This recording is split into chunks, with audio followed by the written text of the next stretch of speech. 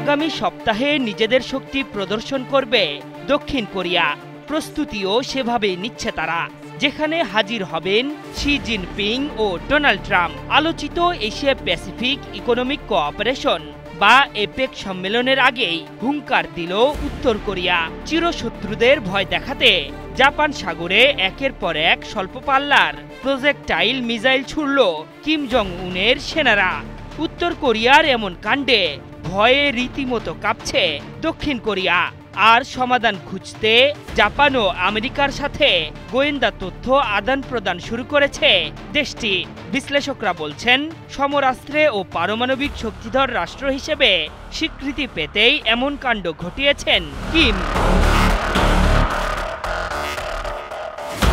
দক্ষিণ কোরিয়ান সেনাদের বরাতে কাতার ভিত্তিক সংবাদ মাধ্যম আল জাজিরা জানিয়েছে, জেনেক্সে শিফট করো, লাইফকে লিফট করো। উপকূলবর্তী জাপান সাগরের বুকে অসংখ্য স্বল্প পাল্লার প্রজেক্টাইল মিসাইল ছুড়েছে উত্তর কোরিয়া। এগুলো ৩৫০ কিলোমিটার দূরত্ব অতিক্রম করেছে। গত কয়েক মাসের মধ্যে পিয়ংইয়ং এর ক্ষেপণাস্ত্রের এমন পরীক্ষা প্রথম। তাদের এমন ক্ষেপণাস্ত্রের মহড়ার পর জাপান সাগর বা পূর্ব সাগরে নজরদারি বাড়িয়েছে দক্ষিণ কোরিয়া ও জাপান। উত্তর কোরিয়া এমন এক সময় অস্ত্র পরীক্ষা চালালো যখন এশিয়া প্যাসিফিক ইকোনমিক কোঅপারেশন সম্মেলন ঘিরে বৈঠকে বসতে যাচ্ছেন শি জিনপিং ও ডোনাল্ড ট্রাম্প। দক্ষিণ কোরিয়ার গোয়াংজুতে অনুষ্ঠেয় এই সম্মেলনে জাপানের প্রতিনিধিরাও থাকবে বলে গণমাধ্যমের খবরে বলা হয়েছে। বিশ্লেষকরা বলছেন, দক্ষিণ কোরিয়ার নতুন প্রেসিডেন্ট লি জে মিয়ং দায়িত্ব নেওয়ার পর এই প্রথম ক্ষেপণাস্ত্র পরীক্ষা চালালো কিম জং উন। নিজেদের পারমাণবিক শক্তিধর রাষ্ট্র হিসেবে স্বীকৃতি দেওয়ার দাবি জোরালো করতে এই অস্ত্র পরীক্ষা চালিয়েছে কিমের সেনারা।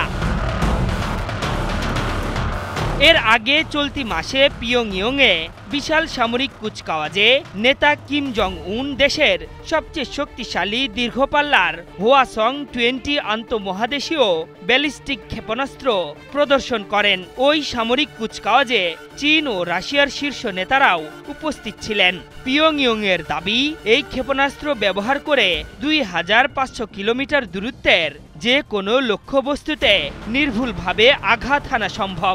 এমনকি যুক্তরাষ্ট্রের যে কোনো অঙ্গরাজ্যেও হামলা করা যাবে বলে দাবি করেছে উত্তর কোরিয়া। উত্তর কোরিয়া বলেছে, তাদের অস্ত্র কর্মসূচি নিজেদের রক্ষার জন্য অপরিহার্য, কারণ যুক্তরাষ্ট্র ও দক্ষিণ কোরিয়া তাদের শত্রু।